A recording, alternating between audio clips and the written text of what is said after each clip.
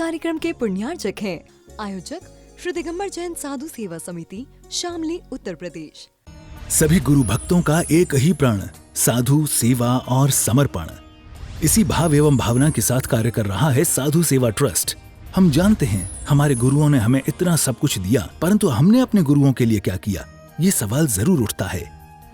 देश के कई ऐसे प्रांत हैं जहां पर दिगंबर मुनियों को विहार करने में बहुत कठिनाई आती है। चौके वाले न मिलने पर विहार के दौरान आहार की व्यवस्था भी नहीं बन पाती।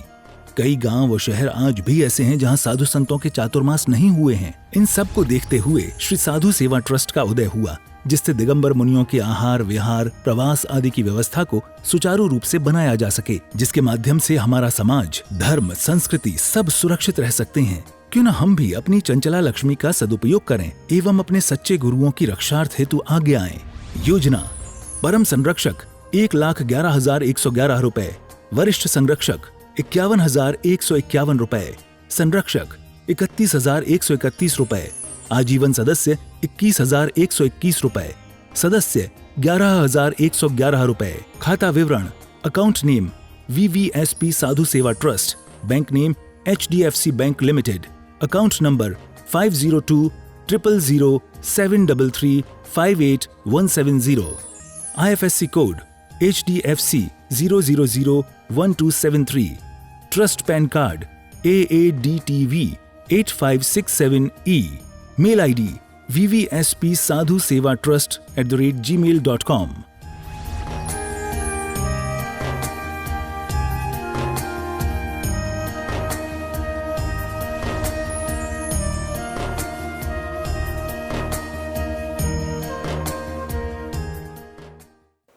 लोग कहते हैं कि ये व्यक्ति मिथ्या दृष्टि है। आज के समय में ये दो शब्द प्रचलन में चल गए हैं, मिथ्या दृष्टि और सम्यक दृष्टि।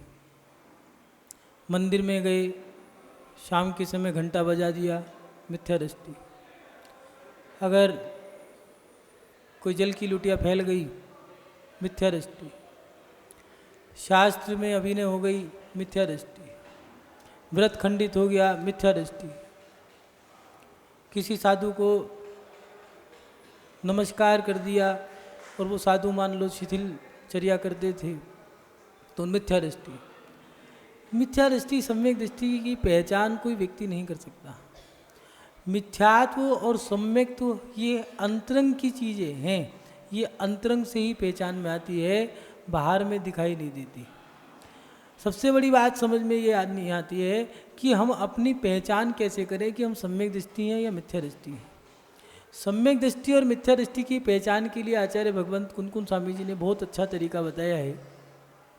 दो गाथाएं दी हैं, बड़ी सरल गाथाएं दी हैं और उसके माध्यम से बताया है कि सम्यक दृष्टि है कौन, सम्यक दृष्टि की पहचान क्या है और सम्यक दृष्टि कौन कौन से काम नहीं करता है। गाथा नंबर 43 और 44 में उन्होंने बहुत अच्छी तरीके से दिया और वो लिख रहे हैं, उग्गो तिव्वो दुट्ठो दुब्बासो दुस्सुद्धो दुरालावो दुम्मद्दरद्दो विरुद्धो सोजीवो सम उम्मको खुद्दो रुद्धो रुट्ठो अन्निठ पिस्सुन्नो सग्ग वियो सुयो गायण जायण भंडन दुस्सणशीलो दुस्सम्मुक्को। यहाँ आचार्य कुनकुन स्वामी जी लिख रहे हैं, जो जीव उग्र स्वभावी, तीव्र परिणामी, दुष्ट, दुर्भावना से युक्त, मिथ्या शास्त्रों को सुनने वाला, दुष्ट वाचना लाभ करने वाला, अहंकार में रत्र और आत्मधर्म माने देव, शास्त्र, गुरु इन सब की आज्ञा के विरुद्ध है, वह जीव सम्यक दर्शन से रहित है, सम्यक दृष्टि नहीं है। अभी सम्यक दर्शन बहुत बड़ी चीज है, कोई सरल नहीं है। धर्मात्मा होना अलग बात है, सम्यक दर्शन होना अलग बात है। धर्मात्मा तो मिथ्या दृष्टि भी है, धर्मात्मा सम्यक दृष्टि भी है, लेकिन सच्चा धर्म स्वीकार करके हमारी आत्मा का कल्याण होगा। जीव को जो शाश्वत अवस्था प्राप्त करनी है, अगर कोई व्यक्ति धर्म कर रहा है, चाहे वो मिथ्यात्व का धर्म करे चाहे सम्यक का, उद्देश्य एक ही रहता है, मोक्ष। मोक्ष प्राप्त करने के लिए सच्चा धर्म स्वीकार करना पड़ेगा, जहाँ पर कोई भी बात झूठ ना हो और ऐसी बात हो जो हर तरफ से आप जब उसको परख लो तो वो खरी निकल गया है, ऐसा सम्यक दर्शन है। और धर्म का मतलब जो धर्म कर रहा है, जिसकी आत्मा में धर्म बस गया है, वो धर्मात्मा है। धर्मात्मा भी दो प्रकार के होते हैं, एक मिथ्या धर्मात्मा, एक सम्यक धर्मात्मा। सच्चा धर्मात्मा कौन है? यहाँ उसकी परिभाषा दे दी, जो जीव उग्र स्वभावी है, जरा सी बात पे गुस्सा आ गया, तीव्र परिणामी है, दुष्ट है, दुष्टता उसकी नहीं जा रही, एक बार क्षमा कर दिया, दो बार क्षमा कर दिया, लेकिन बार बार दुष्टता, ऐसा व्यक्ति वो दुष्ट है। उसकी भावना भी दुर्भावना है, दुर्भावना से युक्त है, भावना भी अच्छी नहीं है। कई बार ऐसा होता है, हम मंदिर में धर्म के क्षेत्रों पे भी बैठे हैं, मुनि महाराज के पास भी बैठे हैं, कोई व्यक्ति ऐसा आके बैठ गया कि उसके बैठते के साथ ही हमारे परिणाम खराब हो गए। मन नहीं करता, जी करता है कि चलो भैया शास्त्र बंद कर दो, बाद में पढ़ लेंगे, लेकिन अभी यहाँ से उठ के चलो। ऐसे व्यक्ति ये दुर्भावनाओं से युक्त होते हैं, जिनके जो जहाँ जाएंगे वहाँ गंदगी फैलाएंगे, क्योंकि उनकी भावना ही अच्छी नहीं है। दुर्भावना से युक्त और मिथ्या शास्त्रों को सुनने वाला कभी सच्चा सम्यक दृष्टि नहीं हो सकता। इसके साथ साथ दुष्ट वाचना लाभ करने वाला, कई शब्द ऐसे हैं, खोटे शब्द जो कहते हैं, कहने भी नहीं चाहिए, जैसे मर जा, तेरा सत्यानाश हो, बेड़ा गर्व हो, तेरा मकान, हे भगवान इसका मकान भूकंप में गिर जाए, इसकी दुकान ढह जाए, इसके जवान बच्चे मर जाए। ये सम्यक दृष्टि की वाणी नहीं है। सम्यक दृष्टि के तो शब्द अलग ही होते हैं। अगर उस पर कोई उपसर्ग भी कर दे, अगर उसको कोई कितना भी सता रहा हो तो उसको वो उपसर्ग समझ के सहन करता है। अगर उस पर कष्ट आते हैं तो वो अपने कर्मों को कोसता है। सीता सती से लेके चंदना सती तक सभी ने एक ही बात कही कि ये सब हमारे कर्मों का फल है। जितने भी महापुरुष हुए, तीर्थंकर हुए या फिर पांडव हुए, रामचंद्र जी हुए, गज कुमार मुनि, पारसनाथ भगवान, नंग नंग, या फिर जो राम जी ने जिनका उपसर्ग दूर किया, कुलभूषण देशभूषण मुनि हुए, इन सब पे जो उपसर्ग हुआ उस समय इन सब की भावना यही रही कि हे भगवान हमारे कर्मों का उदय है। बस 12 भावना में लीन हो गए, 12 भावना के चिंतन में लग गए और अपने चिंतन को बढ़ाते गए, भावनाओं को शुद्ध करते गए, कर्मों की निर्जरा करते चले गए। इसलिए दुष्ट व्यक्ति दुष्ट ही है। दुष्ट व्यक्ति के वचन भी दुष्टालाप ही करेगा, ऐसे ऐसे गंदे शब्द बोलेगा। कई बार ऐसी बात हो जाती है, महिला महिला में आपस में लड़ाई हो गई तो बस भैया ये महिला बहुत बुरी है, इससे तो लड़ना भी बेकार है, इतनी गंदी गंदी वाणी बोली है, बद्दुआई दे दी, तेरे बच्चे मर जाएंगे, तेरा पति मर जाएगा। भैया ऐसे शब्द कौन बोलता है? धर्मात्मा व्यक्ति के ये शब्द नहीं होते। धर्मात्मा व्यक्ति अहंकार में रत नहीं रहता है। अगर अहंकार में रत है तो व्यक्ति धर्मात्मा नहीं है। आत्मधर्म, देवशास्त्र गुरु जो हैं, सच्चा धर्म जो है, ऐसा सच्चा धर्म उसका पालन करने वाला व्यक्ति सम्यक दृष्टि है। इससे विपरीत चलने वाला, जो आज के समय में कई लोगों ने जो शास्त्रों में विरुद्ध बातें लिख दी हैं या अपने हिसाब से धर्म चला रहे हैं, वो व्यक्ति कभी भी सम्यक दृष्टि नहीं हो सकते। वो नियम से मिथ्या दृष्टि हैं, वो व्यक्ति कभी भी सम्यक दर्शन नहीं प्राप्त कर सकते। उस भव में तो नहीं करेंगे, क्योंकि देवशास्त्र गुरु से विपरीत चलने वाला व्यक्ति जीवन में और जन्मों में भी सम्यक दर्शन प्राप्त नहीं करेगा। अगर सम्यक दर्शन प्राप्त करेगा तो उसे देवशास्त्र गुरु के अनुसार ही चलना पड़ेगा। जब तक वो देवशास्त्र गुरु के अनुसार नहीं चलेंगे तब तक उन्हें सम्यक दर्शन प्राप्त नहीं होगा। यहाँ आचार्य कुंदकुंद स्वामी जी यही लिख रहे हैं कि सम्यक दर्शन से रहित जीव की पहचान है कि वह उग्र स्वभावी होगा, तीव्र स्वभावी होगा, दुर्भावनाओं से युक्त होगा, दुष्ट होगा, उसकी दुष्टता नहीं जाएगी। इसके साथ साथ मिथ्या शास्त्रों को सुनने वाला होगा, दुष्ट वचना लाभ करने वाला होगा, अहंकार में रत होगा, धर्म से विपरीत चलेगा, देवशास्त्र गुरु की आज्ञा का पालन नहीं करेगा, उनकी आज्ञा का उल्लंघन करेगा। देव की आज्ञा ये है, रात्रि भोजन का त्याग करो, अभक्ष का त्याग करो, हिंसा का त्याग करो, 5 पापों का त्याग करो। जो पापों में रत है उस कैसे धर्मात्मा हो सकता है? अपने आप को हम धर्मात्मा कह रहे हैं, लेकिन अपनी परीक्षा कर लें कि क्या सही मायने में हम धर्मात्मा है या नहीं है। बाहरी क्रियाओं से अंतरंग के परिणाम भी शुद्ध होते हैं, इसलिए व्यवहार को पहले दिया है, निश्चय को बाद में दिया। पहले के लोग स्वाध्याय किया करते थे और स्वाध्याय करने का परिणाम क्या था? उनको सब जानकारी थी कि गलत क्या है, सही क्या है। रात्रि भोजन त्याग नहीं, रात्रि भोजन का सेवन नहीं करते थे। अभक्ष घर में आना भी दूर की बात है, विचार भी नहीं आता था अभक्ष का सेवन करने का। प्याज हो, लहसुन हो, जमीकंद हो।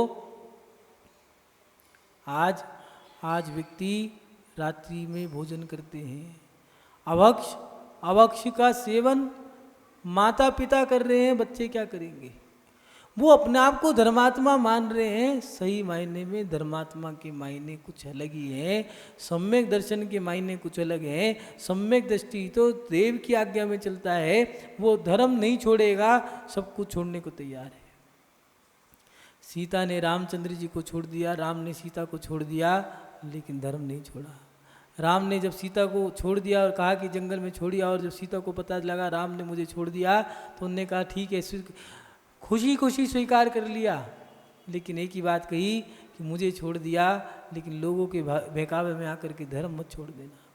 अपने आप से भी ये कहा कि ये भगवान मेरे प्राण चले जाएं, लेकिन मेरा धर्म ना जाए। महानुभाव, धर्मात्मा व्यक्ति अपना धर्म नहीं छोड़ता। कितने भी संकट आ जाएं, चाहे कोटिभट्ट श्रीपाल हो, चारुदत्त हो, चाहे 16 सतियाँ हो, चाहे गजकुमार मुनि हो, सुकमाल मुनि हो, चाहे तीर्थंकर हो, चाहे रामचंद्र जी हो, कुलभूषण देशभूषण मुनि हो, सनत कुमार चक्रवर्ती हो, भद्रबाहु स्वामी जी हो, आज के समय में भी चाहे मांगतुंग स्वामी जी हो, वो अपने प्राण छोड़ने को तैयार रहे, लेकिन उन्होंने अपना धर्म नहीं छोड़ा। महानुभाव, सच्चे सम्यक दर्शन की बहुत अच्छी सरल भाषा में उन्होंने परिभाषा बता दी कि सम्यक दृष्टि जीव उग्र स्वभावी नहीं होता, तीव्र परिणामी नहीं होता, दुष्ट दुर्भावना से युक्त, मिथ्या शास्त्रों को सुनने वाला, दुष्ट वाचना लाभ करने वाला, अहंकार में रत, आत्मधर्म से विपरीत सम्यक दृष्टि नहीं होता। दूसरी गाथा में आचार्य भगवान ने बताया, खुद्दो रुद्धो रुठो, क्षुद्र रौद्र स्वभाव वाले, रुष्ट दूसरों का अनिष्ट चाहने वाले, रुष्ट स्वभावी जरा जरा सी बात पे रुष्ट हो गए, क्षुद्र स्वभावी, क्षुद्र परिणामी, रौद्र परिणामी, दूसरों में लड़ाने झगड़ाने का काम करना, उसमें आनंद बनाना, दूसरों को दुखी करने में आनंद बनाना। कई लोगों का शौक होता है कि ये व्यक्ति दुखी हो, जब तक ये दुखी नहीं होगा तब तक मुझे चैन नहीं पड़ेगा, मेरे कलेजे दे विच ठंड नहीं पैगी तब तक, जब तक ये दुखी ना हो। और उसको कुछ हो गया, उसको घाटा लग गया, उसको बीमारी हो गई, या उसका बेटा या कोई घर की में किसी की मृत्यु हो गई, जितना सुख उस व्यक्ति को मिला है और उसका तो पार ही नहीं है। क्यों? क्योंकि ये उसका स्वभाव है। क्षुद्र प्रकृति वाले, रौद्र स्वभावी और उसके साथ साथ दुष्ट स्वभावी, दूसरों का अनिष्ट चाहने वाले कभी भी धर्मात्मा नहीं हो सकते। चुगलखोर, इधर की बात उधर करना, ये सही नहीं है। आज 2 व्यक्ति हैं, रिश्ता अच्छा है, जैसे ही तीसरा आया रिश्ते में दरार पड़नी शुरू हो गई। क्या कारण है? कहीं ना कहीं जोड़ने का कम, तोड़ने का काम ज़्यादा किया। 2 भाई एक साथ रह रहे थे, एक की शादी हो गई, 2 के बीच में दीवार खड़ी हो गई। ये क्या कारण बना? कहीं ना कहीं तीसरा जो व्यक्ति आया है उसकी भावनाएं अच्छी नहीं है। इसलिए यहाँ आचार्य भगवान लिख रहे हैं कि चुगलखोरी करना, अहंकारी होना, ईर्ष्यालु, ईर्ष्या भाव कभी भी अच्छा नहीं होता। इस व्यक्ति का सम्मान मेरे सामने हो कैसे गया? मैं अध्यक्ष, मैं बोली लेता हूँ, मैं दान देता हूँ, जबकि ये कुछ नहीं करता, बस साधु के पास बैठता है, स्वाध्याय करता है और कुछ नहीं करता। इसका सम्मान कैसे हो गया? ये मैं बर्दाश्त नहीं कर सकता। रावण क्या कहा करता था? एको हम ना भूतो ना भविष्यति, एको हम ना भूतो ना भविष्यति, मैं हूँ, मेरे जैसा ना होगा ना हुआ है। लेकिन इतिहास साक्षी है, मुनि सूरतनाथ भगवान के समय में रावण ने जन्म लिया था। आज महावीर स्वामी का युग चल रहा है। महानुभाव, आज तक किसी माँ ने अपने बेटे का नाम रावण नहीं रखा। अभिमानी अहंकारी व्यक्ति अपना पतन कर जाता है। गायक जो हर बात को गाना जानता है, किसी के पेट में बात नहीं पसती, और वो व्यक्ति जरा सी बात भी कह दिया है, सुनो ये बात बताना मत किसी को, बस अब तो उसके पेट में दर्द हो गया। प्राय करके महिला पक्ष ये थोड़ा सा मन में आ गई बात, ऐसा नहीं है पुरुषों में नहीं हो सकती, अगर पुरुषों में भी है, कई लोगों को बात बता दी है, सुनो ये बात हो गई, ये पास हो गई है, ये बात किसी को कहनी नहीं है, अब उसके पेट में दर्द हो गया, सुनो भाई साहब इधर आओ, क्या बात, आज ये बात हो गई, सुनो मेरे को इससे मतलब नहीं है, ठीक है। अब पूरे दिन में खोजेगा, राम राम, सुनो भैया क्या बात है, आज तो ये बात हो गई, ऐसी बात हुई है, बस क्या बताऊँ तुम्हें, अच्छा हाँ, अब कह दी, अब पेट हल्का हो गया, अब पेट में दर्द था, अब वो कम हो गया, नहीं तो सुबह सुबह उठते के साथ ही पेट में दर्द था, शाम को बात कह दी, अब किसको बताऊं भैया, कुछ सुन लो नहीं तो पेट फूल जाएगा मेरा। ऐसे व्यक्ति धर्मात्मा नहीं हो सकते। चुगलखोरी करने वाले गायक जो हर बात को गाते हैं, याचना करने वाले, हर बात में मांगना मांगना मांगना, कई लोग ऐसे होते हैं जिनकी भावना बस इकट्ठा करने की होती है, लोभ प्रवृत्ति के लोग, कंजूस प्रवृत्ति के। बेटे की भी शादी होती है तो बस हमें कुछ नहीं चाहिए, हमें तो अपनी बेटी एक जोड़े में 1 रुपया और नारियल रख करके दे देना, बाकी हमारे साथ हमें कुछ नहीं चाहिए, जो हमारे पीछे आएंगे उनका सम्मान सोने की गिन्नी से कर देना। हाँ, मुझे कुछ नहीं चाहिए, हमें कुछ नहीं चाहिए। दहेज मांगना पाप है, लेकिन क्या भैया, बच्चों को कुछ घर में सामग्री भी चाहिए होती है। अब जो भी आएगा तुम्हारी बेटी के पास ये आएगा, एक डबल बेड भी दे देना, और फिर बेटे से कह रहे सुनो फ़ोन कर देना, बढ़िया वाला मोबाइल दे देगा। बढ़िया सा मोबाइल मिल गया है शादी से पहले। अब जिसकी शादी होनी है वो पति को मोबाइल ना दे। आज के समय में नई शादी होने वाली वो लड़की पति को मोबाइल ना दे, वो भी जन्मदिन के दिन, ऐसा नहीं हो सकता।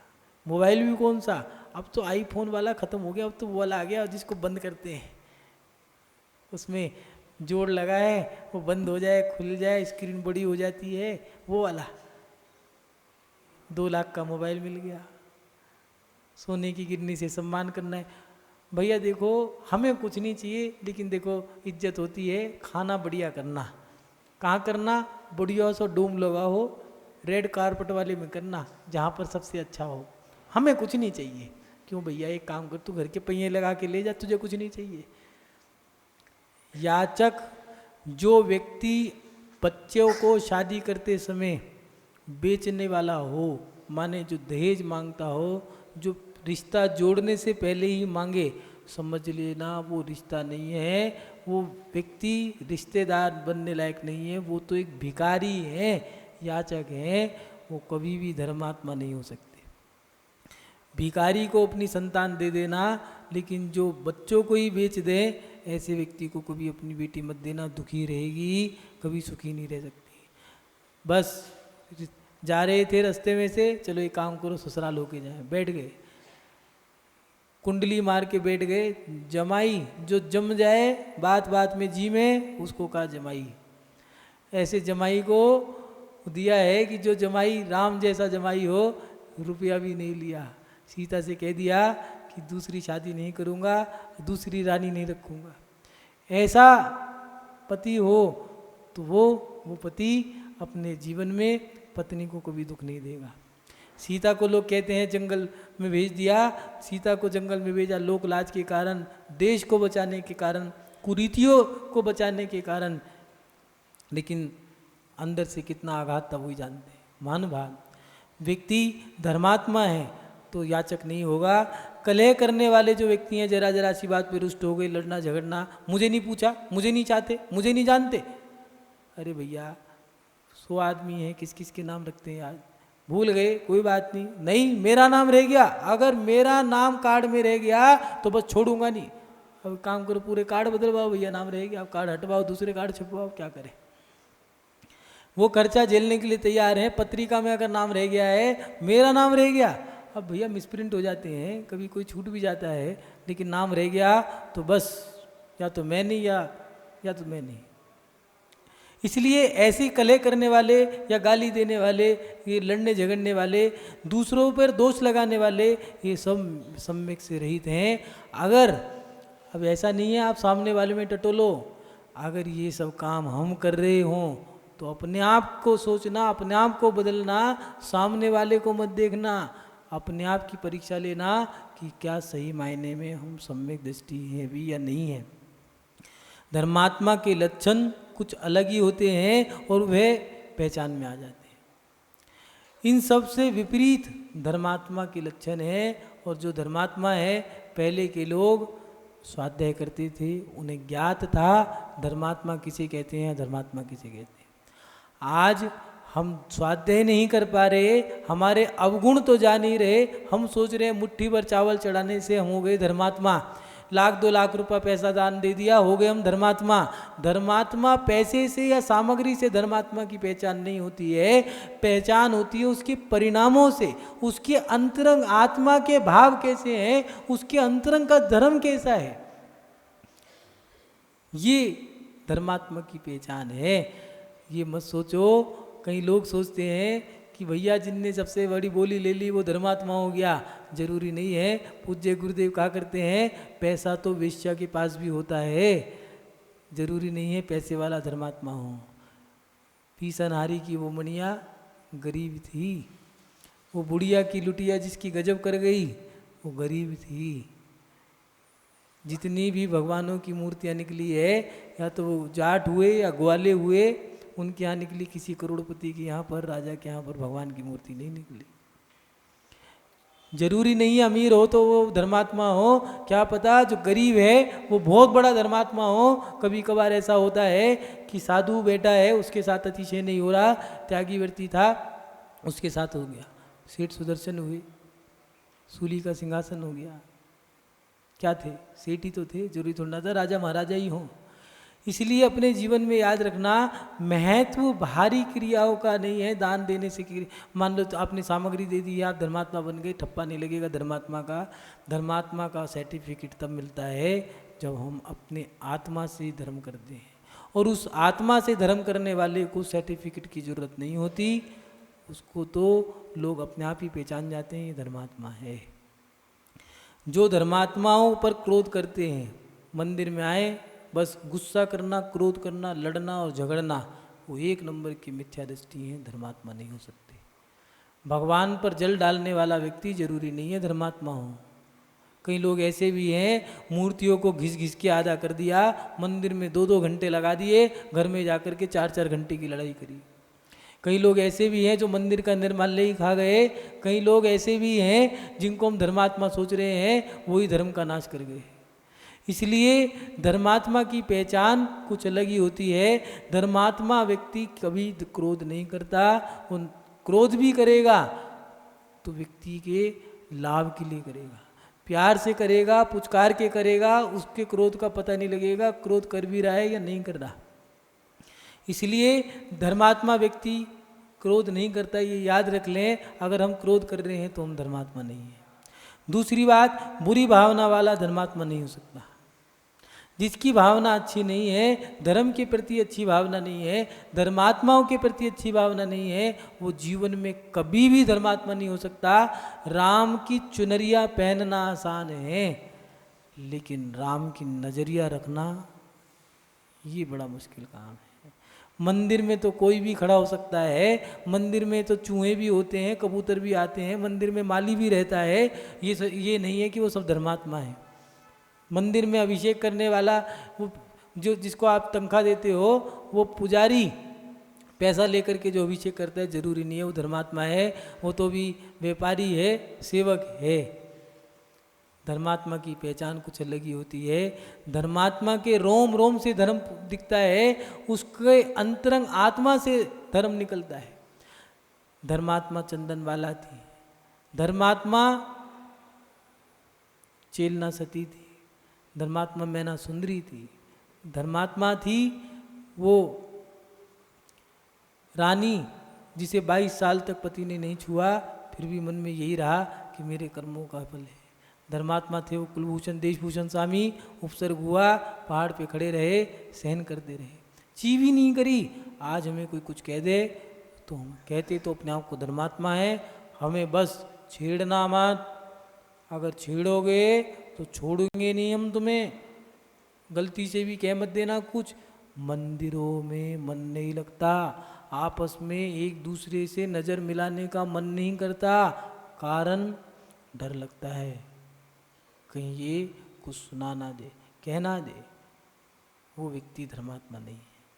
धर्मात्मा की पहचान जितना सरल स्वभावी होगा, जितना करुणा होगी, क्षमा भाव होंगे, जितना मृदुता होगी, ममता होगी, वो व्यक्ति उतना अच्छा धर्मात्मा होगा।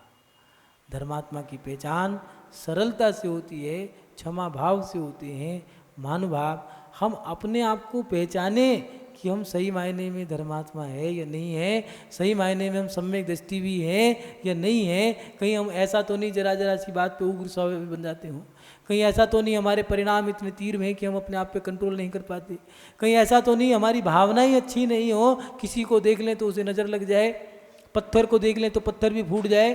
कहीं ऐसा तो नहीं हम मिथ्या शास्त्रों को सुन रहे हो, मिथ्या देव मिथ्या गुरु को मान रहे हो।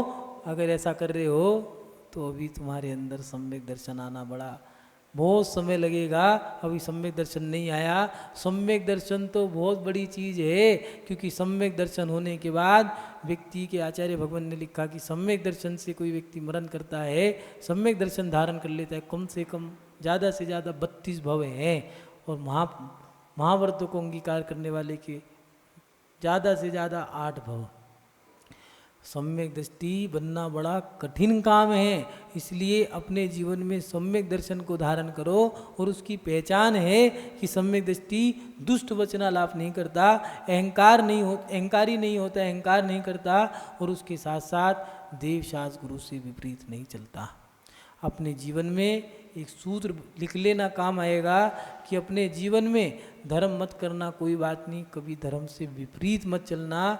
वो कर्म जब बनता है वो इतना विशेष कर्म बनता है कि जब उदय में आता है तो लोगों के मुख से बस एक ही बात निकलती है, हाँ कर्मों की क्या दशा है।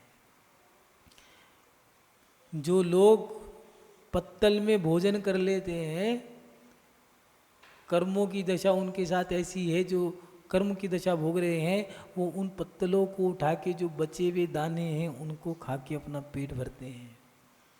इसलिए अपने जीवन में ऐसे कर्म मत करना, देवशास्त्र गुरु से विपरीत मत चलना, धर्म में कभी छेड़खानी मत करना। भैया अपने जीवन में सरल बन जाओ, दुष्ट परिणाम मत रखो, क्षुद्र जैसी प्रवृत्ति मत रखो, रुष्ट होना ये छोड़ दो, उसके साथ साथ ये चुगलखोरी करना ये गलत काम है।